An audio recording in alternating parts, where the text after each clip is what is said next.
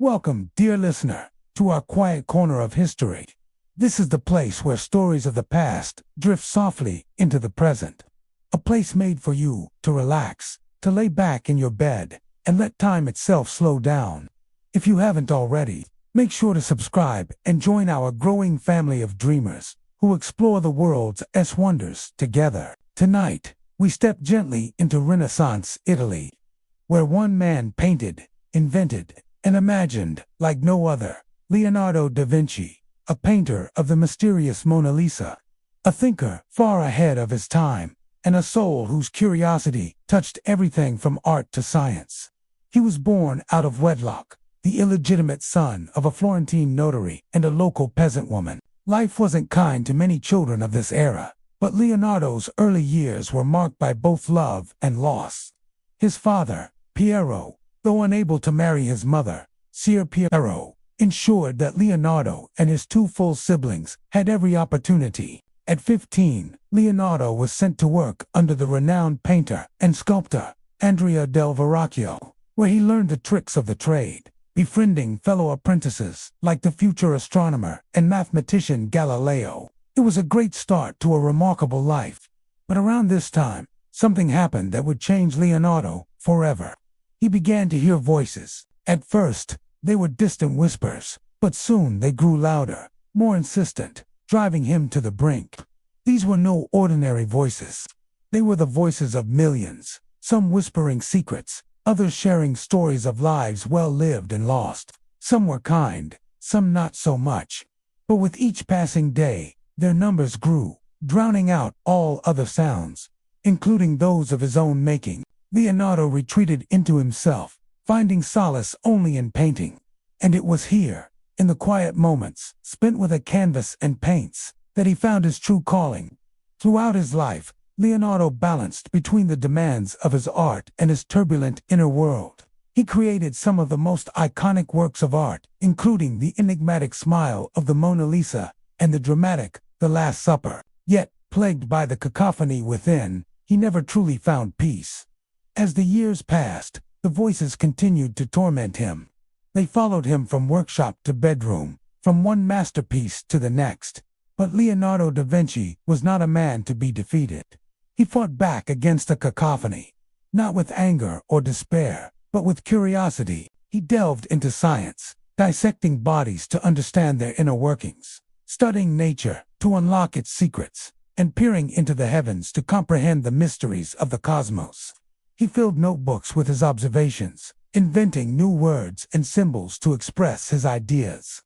In doing so, he laid the foundation for modern anatomy, geology, and paleontology, proving that the Earth was millions of years old, long before Darwin popularized the theory of evolution. In his later years, as the voices grew fainter, Leonardo found solace in teaching, sharing his vast knowledge with eager students who became some of the greatest scientists of the age. He died believing that the Earth was round, that fossils were the remains of ancient creatures, and that the human body worked through a system of tubes, ideas that would change the world. And so, dear listener, the extraordinary life of Leonardo da Vinci came to an end, leaving behind a legacy that continues to inspire and amaze. He was a true Renaissance man, a master of art and science, a genius who dared to challenge the boundaries of human knowledge. As we delve deeper into his life and times, remember that it was his insatiable curiosity and relentless pursuit of knowledge that allowed him to not only survive, but thrive in a world that often seemed determined to silence him.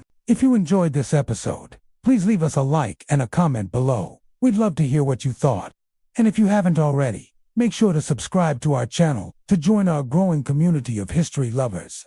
Until next time, keep dreaming and keep exploring the world's wonders. Leonardo da Vinci, the man who saw the future. She has been called the most mysterious woman in the world. Her smile, timeless, her gaze, eternal.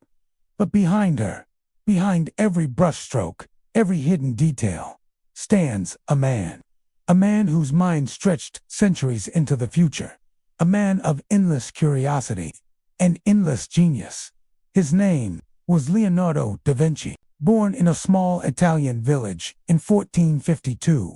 Leonardo would rise to become one of the greatest painters of all time. But he was far more than an artist. He was an engineer, an anatomist, an inventor, a philosopher.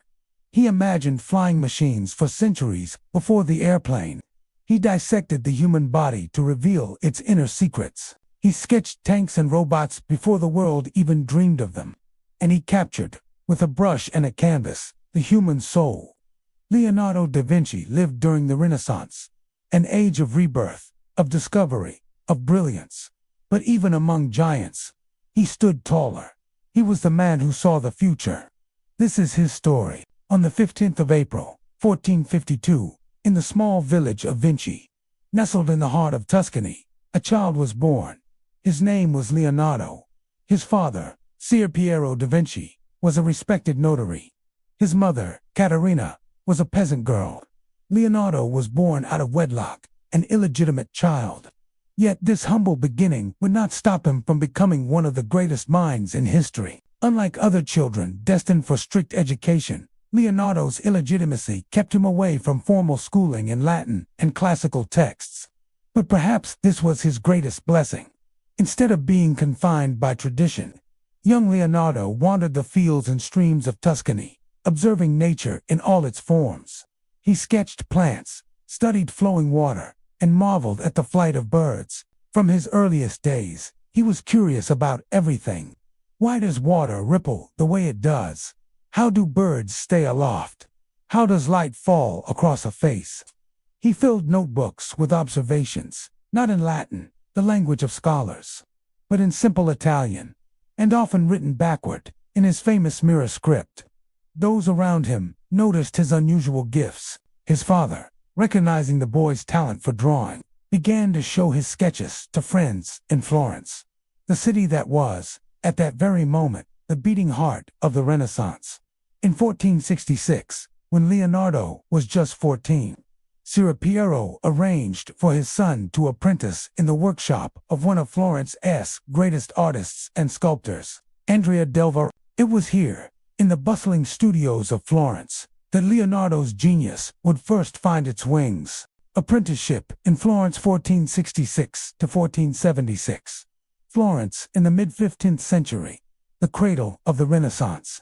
Here, artists, architects, philosophers, and inventors were reshaping the world. And into this cauldron of creativity stepped a boy of 14, Leonardo da Vinci.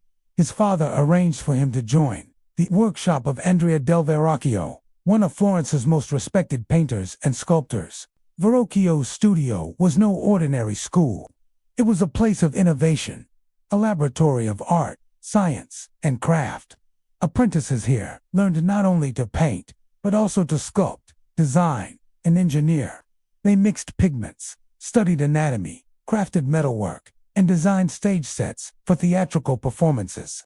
In this environment, Leonardo thrived. He studied human anatomy by sketching for models. He examined fabrics, light, and shadows with a meticulous eye. He painted angels, saints, and mythological figures, but with a naturalism that made them come alive. One day, Verrocchio was working on a large painting, the Baptism of Christ.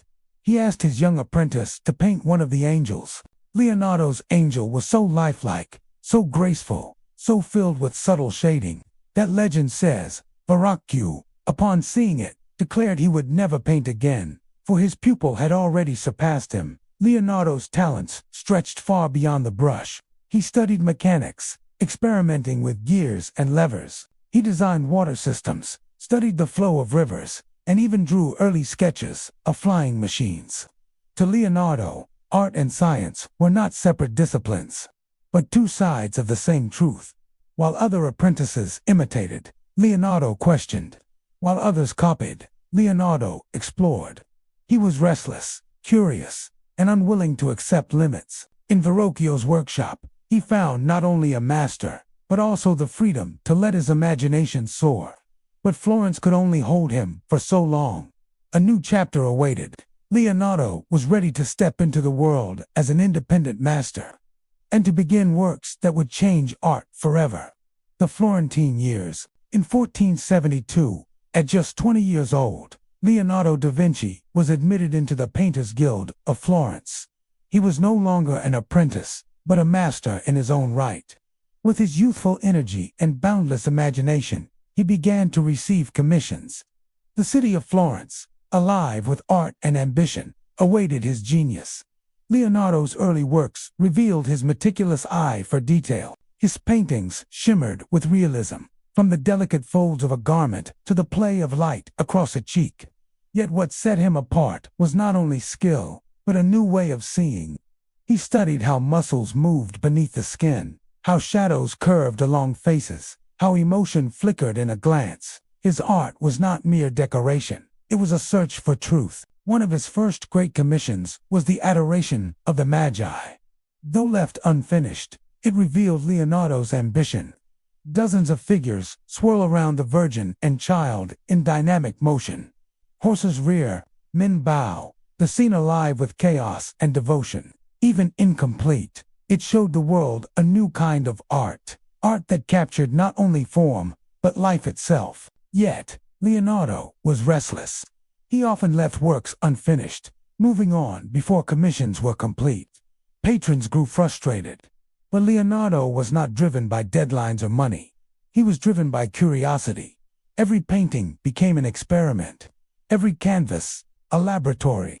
In these years, his notebooks began to overflow with ideas. He sketched the anatomy of horses, studied optics, designed siege weapons and bridges. He scribbled mathematical calculations and theories of proportion. For Leonardo, art and science were inseparable. To paint the body, he had to understand how it moved. To paint the light, he had to grasp how it traveled. His mind leaped constantly from the canvas to the cosmos. But Florence was crowded with talent. Sandro Botticelli, Domenico Ghirlandaio, and a young Michelangelo all competed for patronage. To rise higher, Leonardo needed new opportunities, and soon they would arrive, not in Florence, but in the powerful court of Milan. There he would create one of the most famous paintings in history, The Last Supper. Milan and the Duke, 1482 to 1499. In 1482, Leonardo da Vinci left Florence for Milan. The move was bold. Florence was the heart of art, but Milan was the seat of power. The ruling Duke, Ludovico Sforza, sought men of talent, not only artists, but engineers, architects, and visionaries. And Leonardo, ever restless, presented himself not as a painter, but as a military engineer. I can build armored vehicles, design catapults, construct bridges, and create new forms of artillery. And, in time of peace, I can also paint. The Duke was impressed. Leonardo entered his court, not only as an artist, but as an inventor, musician, and entertainer. He designed weapons of war, theatrical sets, and elaborate spectacles. His notebooks from this time reveal armored cars, giant crossbows, and even designs for a modern city with clean streets and running water.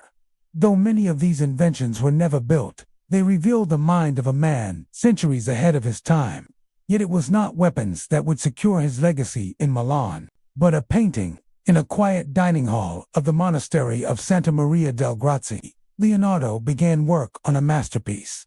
The Last Supper. This was no ordinary religious painting. Leonardo captured not the solemn calm of Christ's final meal, but the moment after he announces, "One of you will betray me."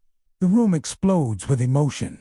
The apostles recoil in shock, anger, and disbelief. Their gestures, their faces, their very bodies express the storm of the moment. At the center, Christ is calm, serene, a still point in the chaos. Leonardo achieved something extraordinary. He turned a biblical scene into a human drama, filled with tension, psychology, and life. It was art not only to be seen, but to be felt. Yet, the very technique that allowed such beauty also doomed it. Leonardo experimented with a new method of painting on dry plaster, hoping for greater detail. But it was unstable. Within years, the masterpiece began to flake, fade, and crumble. Even so, its power endured. The Last Supper remains one of the most studied and admired paintings in history. During these years, Leonardo also dreamed of creating the largest equestrian statue in the world. a towering horse cast in bronze to honor the Duke's father. He studied horses endlessly, sketching their muscles and movements with unmatched precision. A clay model was built, admired by all. But war came. The bronze meant for the horse was melted down into cannons. The dream collapsed, leaving behind only drawings and fragments of what might have been. In 1499, Milan fell to invading French forces. Leonardo fled the city that had been his home for nearly 2 decades. He left behind unfinished projects, broken dreams, but also masterpieces that would inspire the world for centuries. In 1499, French forces stormed Milan. Duke Ludovico Sforza fled into exile, and Leonardo da Vinci, once the pride of the Milanese court, was left without a patron, without protection, and without a home.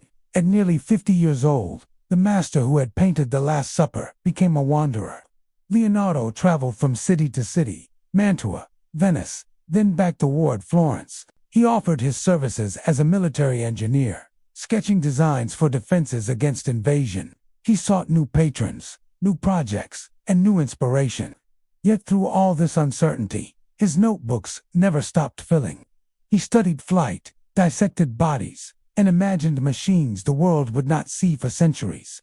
By 1500, Leonardo had returned to Florence. The city was no longer the Florence he had left 2 decades before. A new generation of artists now dominated its workshops. None more fiery and ambitious than Michelangelo Buonarroti. Florence now became the stage for one of the greatest rivalries in art. Leonardo, the elder master, renowned yet elusive, and Michelangelo, the fiery young sculptor, bold and defiant. Their personalities clashed. Leonardo refined, elegant, a thinker. Michelangelo fierce, impatient, a man of action. Florentines whispered and debated. Who was the greater genius? In 1503, the city commissioned both masters to paint vast murals in the hall of the Great Council. Leonardo was given the Battle of Anghiari, Michelangelo, the Battle of Castina. Though neither work was completed, the rivalry pushed each man to new heights. Leonardo's furious horses and warriors, Michelangelo's muscular soldiers. These lost frescoes became legendary, studied by artists for generations. And it was in these very years that Leonardo began work on the most famous portrait in the world, a painting that would outlive kings, empires, and even Leonardo himself. She was Lisa Gherardini, wife of a Florentine merchant. But in Leonardo's hands, she became more than a portrait. She became a mystery. Her smile, subtle, elusive, seemed to change with every glance. Her gaze, direct yet distant, followed the viewer across the room. The background, misty mountains and winding rivers, created a dreamlike landscape, a world between reality and imagination.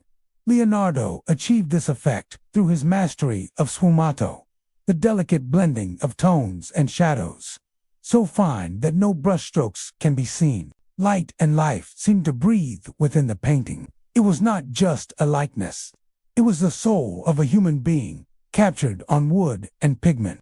By 1506, Leonardo's fame had spread across Europe. Kings and dukes sought his service. His notebooks overflowed with visions of machines, anatomy, and nature. Yet his restless spirit remained unchanged. He left Florence once again, chasing opportunity beyond Tuscany, this time back to Milan, now under new rulers. Return to Milan and the later works, 1506 to 1513. In 1506, Leonardo da Vinci returned to Milan. The city was no longer ruled by the Sforza dukes, but by the French crown. Yet, even under foreign rule, Milan remained a hub of power, science, and art. And Leonardo, now in his 50s, was welcomed once again. This was not the fiery youth who had once promised war machines and statues. This was a master whose curiosity had deepened. In Milan, Leonardo turned more than ever toward the science of life itself. In hidden chambers, by candlelight, Leonardo dissected human bodies. With quill and ink, he recorded muscles, bones, and organs with unmatched precision. His drawings of the human heart, the brain, and the vascular system were centuries ahead of their time. He traced the rhythm of blood, the mechanics of breathing, the very mystery of life. Modern doctors would later confirm Leonardo had seen truths no one of his age could yet prove. Yet Leonardo was no cold scientist. His drawings are filled with wonder. He saw the body as a reflection of the universe, a harmony of proportions, geometry, and divine order. In his most famous study, The Vitruvian Man, Leonardo placed man within a circle and square, symbols of perfection. To him, the human body was not only flesh and bone, but the key to understanding nature itself. While his mind explored anatomy, his hands did not abandon art. He painted portraits, studied motion, and perfected his techniques of shadow and light. Works such as St. John the Baptist and the Virgin and Child with St. Anne glowed with mystery, figures emerging from darkness, their faces alive with emotion. Leonardo also turned his genius toward engineering once again. He drew plans for canals, fortifications, and machines that blended imagination with practicality. He envisioned flying machines that beat their wings like birds, and helicopters that spiraled upward into the sky. Though they would never leave his notebooks, they revealed a mind determined to bridge the gap between dream and reality. Yet, despite his brilliance, Leonardo often left his projects unfinished. He was too curious, too restless, forever chasing the next idea. Patrons grew impatient. But history would be kind, for it is not what he finished, but what he imagined, that defined him. By 1513, the tides of power shifted once again. The French lost Milan, and Leonardo found himself seeking yet another home. At 60 years old, the wandering genius would begin the final journey of his life. Rome and the rivalries, 1513-1516. In 1513, Leonardo da Vinci arrived in Rome. He was 61 years old, a man of vast reputation, carrying notebooks filled with inventions, studies, and secrets. But in Rome, he was no longer the shining star of the Renaissance. A new age had dawned, and its stage belonged to others. Rome at this time was the very heart of Christian Europe. Pope Leo X, from the powerful Medici family, filled the city with commissions for art and architecture. In the Sistine Chapel, Michelangelo lay on scaffolding, painting the ceiling, his muscular prophets and sweeping scenes captivating the world.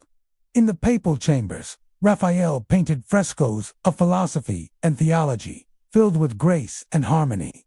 Their names were on every lip. And then there was Leonardo, older, slower, cautious. He was given rooms in the Belvedere Palace near the Vatican Gardens. While others painted grand frescoes, Leonardo tinkered with experiments. He studied optics, tested lenses, and mixed strange chemical compounds in search of new artistic techniques. His assistants recorded that explosions sometimes rattled the halls. The Popist men grew suspicious of the old master, who seemed more alchemist than painter. Patrons grew impatient. They wanted paintings, not experiments. Leonardo painted little in Rome. He sketched, he dissected, he dreamed. But the commissions went to younger hands. For the first time in his life, Leonardo was overshadowed. Perhaps Leonardo felt the weight of time. His hands, once steady, now trembled. He left works unfinished. He watched as Michelangelo, fiery and proud, stormed ahead, and Raphael, graceful and youthful, charmed the courts. The genius, who had once seemed untouchable, now walked in the shadows of his rivals. Yet Leonardo's mind never dimmed. He sketched floods and storms, the flight of birds, the anatomy of the human skull. He envisioned cities built on clean lines, with flowing water and organized streets, centuries before modern urban design. While others glorified the present, Leonardo dreamed of the future. But in Rome, his genius found little stage. By 1516, weary of neglect and rivalry, Leonardo accepted an invitation from a new patron, the most powerful king of France. Francis I, the French king, a true admirer of the arts, welcomed Leonardo not as a craftsman, but as a sage, a man of wisdom. It was in France, not Italy, that Leonardo da Vinci would find peace in the final chapter of his life. The final years in France, 1516 to 1519. In 1516, at the age of 64, Leonardo da Vinci left Italy for the last time. His destination, France, a kingdom eager to embrace his genius. King Francis I, young, ambitious, and a great patron of the arts, invited Leonardo to live at his court, not as a laborer, not as a painter for hire, but as a friend and philosopher. Leonardo was given the Château du Clos, a charming residence near the royal castle at Angbois. There, he lived in comfort, surrounded by gardens, ponds, and workshops. His beloved paintings, including the Mona Lisa, traveled with him, carefully guarded as treasures of his soul. In France, Leonardo's role was not to paint vast frescoes or design fortresses. He was treated instead as a wise elder, a counselor in art, architecture, and engineering. King Francis often visited him, speaking for hours, walking with him in the gardens. The young monarch called Leonardo father and cherished his company. For perhaps the first time, Leonardo was valued not for what he could produce, but for who he was. Though his health declined, Leonardo continued to draw and plan. His notebooks from these years show designs for canals, palaces, and even mechanical lions that could walk and open their chests to reveal flowers. His mind never ceased its dance between imagination and reality. But time, even for a genius, cannot be stopped. Leonardo's right hand grew weak, perhaps from a stroke. Painting became difficult. He relied more on his students and assistants, especially Francesco Melzi, the devoted pupil who stood by him until the end.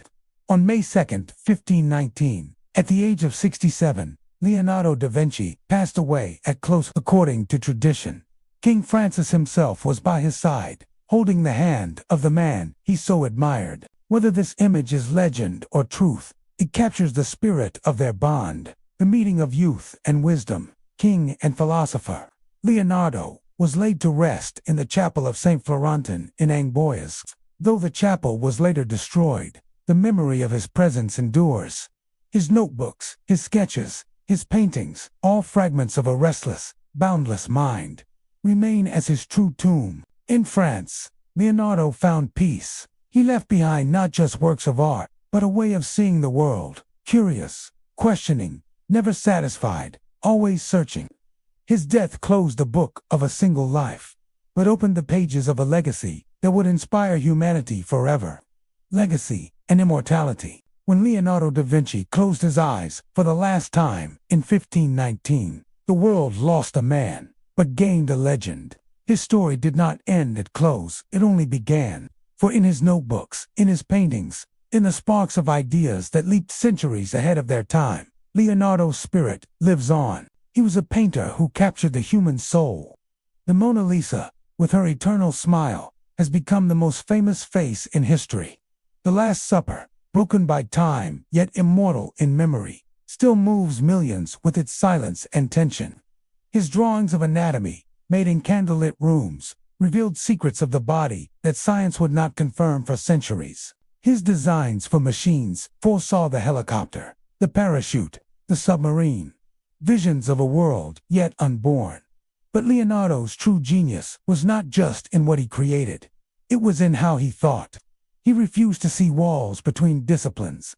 To him, painting was science, engineering was art, anatomy was philosophy. He taught us that knowledge is not a box to be closed, but a universe to be explored. And yet, he was not perfect. He left projects unfinished, notebooks scattered, inventions unrealized. Some say he dreamed too much, that he lived more in imagination than in reality. But perhaps that was his greatest gift, to dream without limit, and to remind us that the future belongs to those who dare to imagine it. Today, Leonardo da Vinci stands as more than an artist, more than an inventor. He is the symbol of human possibility, the embodiment of curiosity, the eternal reminder that we are bound only by the borders of our imagination. Over 500 years have passed since his death, yet Leonardo still walks with us, in every plane that takes to the skies, in every medical discovery, in every artist who dares to push beyond the canvas. He is not a man of the past, but a companion of the future, a voice whispering across the centuries, telling us to look closer, to ask questions, to never stop seeking. Leonardo da Vinci, the man who saw the future. Welcome, dear friends, to another journey on this channel. A place where we slow down, lay back in our beds, and drift through the wonders of our world together. If you haven't already, make sure to hit that subscribe button and join our growing family of curious dreamers. Tonight, we travel high into the clouds to the lost city of the Incas, Machu Picchu in Peru. Hidden among the Andes, it whispers stories of mystery, faith, and survival.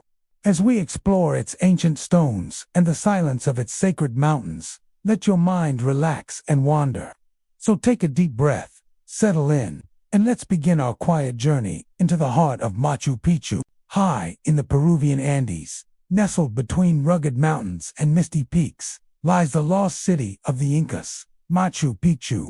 This ancient citadel is a UNESCO World Heritage Site and one of the 7 wonders of the world. But its fame doesn't diminish its mystery. There's a reason why it's often called the City of the Clouds. The mist and clouds that often envelop Machu Picchu give it a surreal, almost otherworldly feel. It's as if the Incas, who built the city around 1450 AD, were trying to hide their creation from the rest of the world. As you stand at the entrance of the lost city, the first thing you notice is the grandeur of the mountains surrounding it. You can't help but feel small in the presence of these giants. The Andes are not just a backdrop, they are an integral part of the Incas' worldview. They believed that the mountains were the home of the gods, and they lived their lives according to the rhythms of nature. The Inca word for Machu Picchu actually means old mountain, which reflects the reverence they had for the natural world. The next thing you notice is the lush vegetation. Even though Machu Picchu is high in the clouds, it's also home to a wide variety of plants and animals. The Inca were known for their sustainable agriculture practices, and they were able to create a thriving ecosystem in this remote mountain valley. You can see the remnants of their terraced fields and irrigation canals all over the site. But what truly steals the show is the architecture. The Inca were master builders, and they used their knowledge of astronomy and engineering to create structures that are still standing today. The most famous is the Intihuatana, or the sundial, a large stone structure that is aligned with the equator. The Inca used it to track the movement of the sun and predict the seasons. Other notable structures include the Temple of the Three Windows and the Room of the Moon. Each one is a testament to the ingenuity and creativity of the Inca people. The story of Machu Picchu is a tragic one. The Inca Empire was at its peak when the Spanish arrived in the 16th century. The Spanish were looking for gold and silver, and they didn't care about the Inca's way of life. They enslaved the Inca and forced them to work in the mines. Many of them died and the empire was destroyed. What's amazing about Machu Picchu is that it was able to survive the Spanish conquest. It was hidden in the clouds, literally and figuratively, until it was rediscovered by the modern world in 1911. Today, visitors from all over the world come to marvel at the lost city of the Incas. It's a place where you can connect with the ancient world and learn about a culture that is no longer with us. It's also a place of beauty and wonder that will leave you breathless. And now, our journey has come to an end. We hope you enjoyed exploring the lost city of the Incas with us. If you did, please leave us a like and a comment below. We would love to hear about your experience. Don't forget to subscribe so you never miss an adventure. And as always, thanks for watching.